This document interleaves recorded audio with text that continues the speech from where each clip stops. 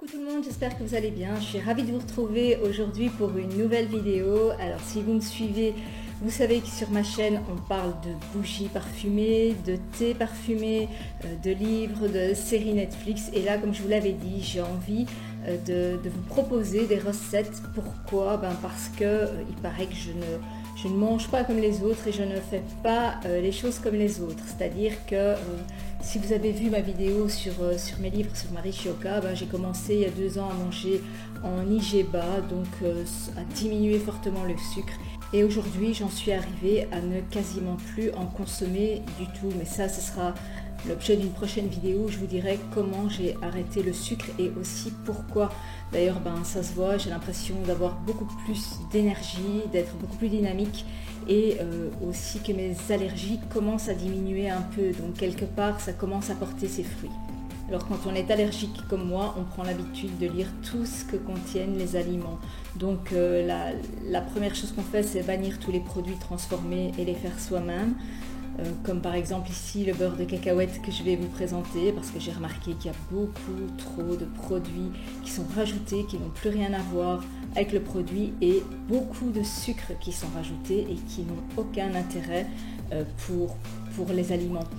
Alors pour préparer du beurre de cacahuète, je choisis des cacahuètes qui sont encore dans leur coque, qui ont été simplement grillées de chez Carrefour, et je vais les décortiquer moi-même. J'ai pris 3 paquets à décortiquer et tout ce dont on a besoin encore, c'est un four pour les faire griller ensuite et un bon blender. Alors j'insiste sur le bon blender parce que j'avais déjà un bon blender à la base qui était le Soup & Co, donc qui est aussi un blender, même si c'est un ustensile qui sert à faire des soupes.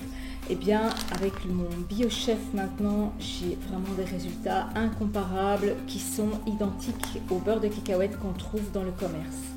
Je vais commencer par décortiquer les 3 paquets et je vous retrouve après pour la suite de la recette.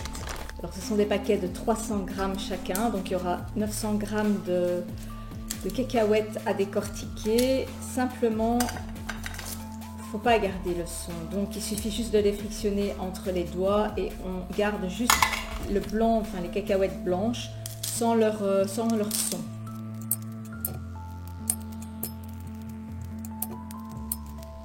Voilà les cacahuètes décortiquées, donc vous voyez il n'y a plus de son. Avec 900 grammes, j'obtiens 600 grammes de cacahuètes décortiquées. Alors vous pouvez les acheter aussi salées si vous voulez, il y a des paquets déjà salés et grillés.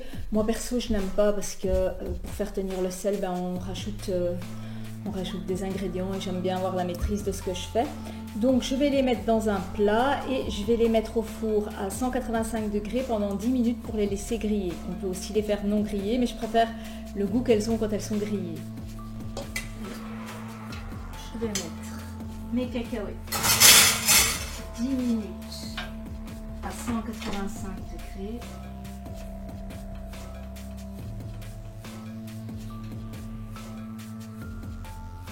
Et voilà, il n'y a plus qu'à attendre. Et je vais rajouter 5 minutes à 200 degrés sur la fonction grille. Alors ici on voit qu'elle prenne une belle couleur dorée, donc je mélange de temps en temps, pour ne pas qu'elle brûle sur le dessus. Alors le temps et la température, le cycle de votre four, dans le sens où vous connaissez votre four. Le mien est un four qui chauffe assez vite. Alors, voici mes cacahuètes qui ont une belle couleur dorée. Donc on voit même ici les plus foncés que d'autres. Maintenant, je vais laisser refroidir avant de les mettre dans le blender. Voilà, les cacahuètes ont refroidi avec leur belle couleur bien dorée. Donc ceci, c'est mon blender que j'ai acheté sur Vitality for Life. Donc Vitality avec un Y for 4 Life. Qui est un blender super puissant, 32 000 tours minute, donc il chauffe aussi. Il n'y a pas de thermostat, il chauffe avec la rotation, donc c'est important de le savoir. Quand on fait des beurres avec d'autres blenders, quand on mixe, la rotation, ça chauffe toujours l'aliment. Donc il est toujours préférable de blender un certain temps. Dès que ça chauffe, il faut attendre que la température baisse, sinon tous les nutriments des aliments s'en vont. Enfin, vous direz ici, les cacahuètes, je les ai faites griller, donc elles ont déjà été chauffées. Et alors la particularité de ce blender, c'est que sur le bâton poussoir, il y a un thermomètre qui permet de voir à quelle température sont les aliments, et j'ai trouvé ça vraiment super intéressant parce que ça permet, quand on fait des beurres crus comme le beurre de noisette qu'on n'a pas fait griller ou le beurre d'amande par exemple, de ne pas dépasser une certaine température, de ne pas dépasser 40 degrés ou 45 degrés, et d'attendre vraiment que la mixture refroidisse. Donc ici je vais mettre mes cacahuètes dans le blender.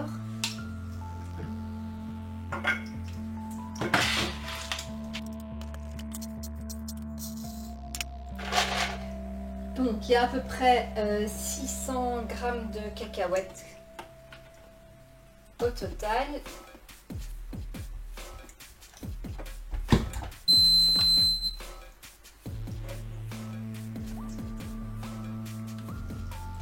Et vous allez voir, avec ce blender, ça va quand même assez vite.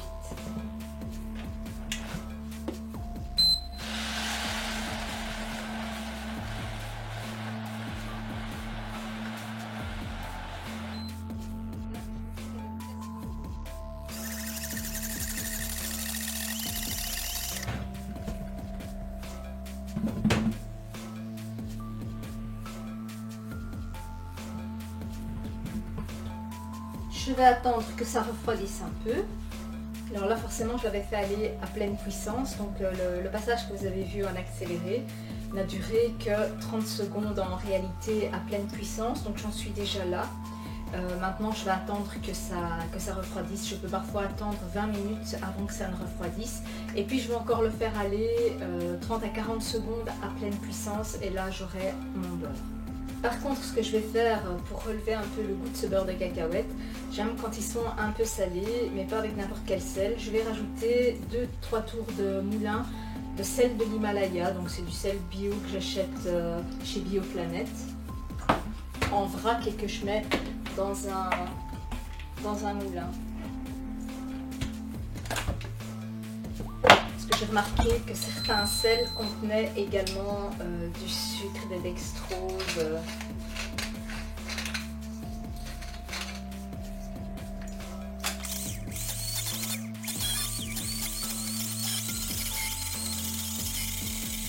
Et bien voilà, mon beurre est terminé. On voit vraiment qu'il est liquide. D'ailleurs, il tombe tout seul. Mais alors, il a une texture qui n'est pas granuleuse. Il a vraiment une texture lisse. D'ailleurs, je vais vous la montrer. Au total, il y a peut-être eu 2 minutes de blend. Donc, à tout casser, quoi. Donc, la deuxième fois, j'ai blendé pendant 40 à 50 secondes à puissance maximum. Et on voit vraiment qu'à partir du moment où ça fait un tourbillon, donc toute la pâte commence à faire un tourbillon, donc elle s'effondre sur elle-même, et là on obtient vraiment un bon beurre de cacahuètes. Voici ma pâte qui est toute lisse, ça se voit vraiment bien ici qu'elle est bien lisse et bien liquide, et je vais la transvaser dans un pot.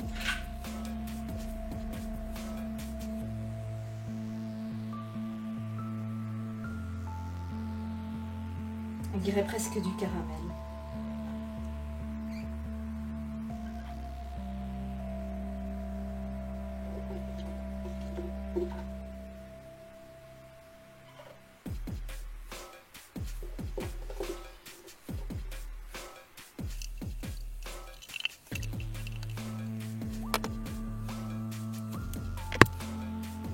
Alors je vais prendre une plus petite spatule pour vraiment récupérer tout ce qui est au fond.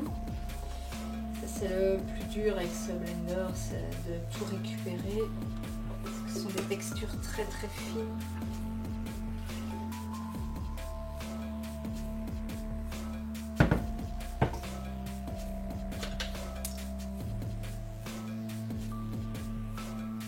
Alors, vous n'êtes pas obligé de faire griller les cacahuètes si vous les préférez blanches et pas grillées, ça c'est comme vous voulez.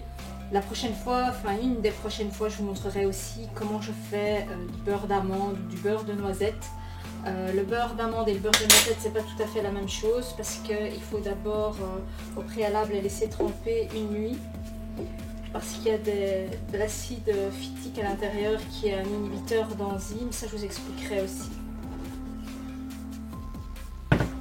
Donc voilà, j'ai quasiment, c'est bon, hein, j'ai récupéré tout mon beurre de cacahuète. Alors moi, avec un pot comme ça, je ne vais pas de moi. Les beurres de cacahuètes, d'amandes et de noisettes, ben, je suis un peu addict en fait. Alors les macros pour ce beurre de cacahuètes, les macros pour ceux et celles qui ne le savent pas, les macronutriments c'est les lipides, les glucides et les protéines. Alors pour 100 grammes, c'est 29 g de protéines, 8,2 g de sucre net. Attention les sucres nets. Quand je vous parle de sucre, je parle toujours de sucre net. Le sucre net, c'est tous les hydrates de carbone moins les fibres. Et 50 g de graisse, donc c'est de la matière grasse en puissance. Et il y a quand même un peu de sucre. Mais bon, par exemple, pour 30 g de cacahuètes, ce que je consomme généralement en une journée, il y a 8,7 g de protéines, 2,5 g de sucre net et 15 g de graisse. Et voici 500 g enfin un peu plus en fait, un peu plus de 500 g de beurre de cacahuètes que je vais laisser reposer. On voit qu'il est bien liquide, il va durcir un petit peu après. Je vais le laisser reposer, je vais le ranger, ça se conserve 3-4 mois facilement.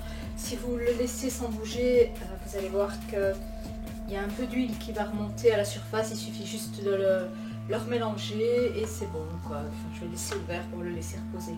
Alors mon blender BioChef, ben, c'est vraiment un blender que j'adore vraiment, je ne suis pas payée pour le dire. J'ai aussi un déshydrateur de chez eux que j'adore vraiment aussi pour faire mes bouillons cubes moi-même, pour faire mon paprika moi-même. Enfin, il y a beaucoup de choses que je fais avec mon déshydrateur. À la base, quand je l'avais acheté, je pensais que ça allait servir uniquement les week-ends, heures creuses. Et pour finir, ben, il va quasiment tout le temps parce que j'ai toujours des préparations à faire sécher à basse température, donc entre 40 et 45 degrés. C'est-à-dire que quand je fais un paprika, je le laisse pendant... je prends un poivron moi-même, je les mets au robot pour vraiment les couper finement. Je les laisse 5 à 6 heures dans le déshydrateur pour qu'ils soient bien secs. Ensuite, je les mixe avec mon blender et là, j'ai un paprika vraiment naturel, sans ajout de rien du tout et qui est beaucoup plus savoureux. En fait, tout ce qu'on fait soi-même a vraiment beaucoup plus de goût. Enfin, je n'ai pas à vous convaincre, vous en rendez bien compte. Voilà, donc la prochaine fois, je vous montrerai encore autre chose. J'ai des petites recettes comme ça à vous montrer, des petits trucs sympas parce qu'on me les a demandé. Certaines de mes collègues aussi m'ont demandé parce que forcément, elles goûtent certaines choses et elles me demandent comment on les fait. Alors ce qui est paradoxal, c'est que je n'aime pas du tout cuisiner. Ceux qui me suivent le savent, j'ai horreur de cuisiner. Par contre, j'adore, c'est le fun cooking, donc tout ce qui ne se fait pas de manière traditionnelle. Donc ne vous attendez pas à ce que je vous fasse un petit plat ou quoi. Non, ça c'est pas pour moi, c'est vraiment du fun cooking. Donc j'espère que cette vidéo vous aura plu et je vous dis à très bientôt pour de prochaines vidéos. Ciao!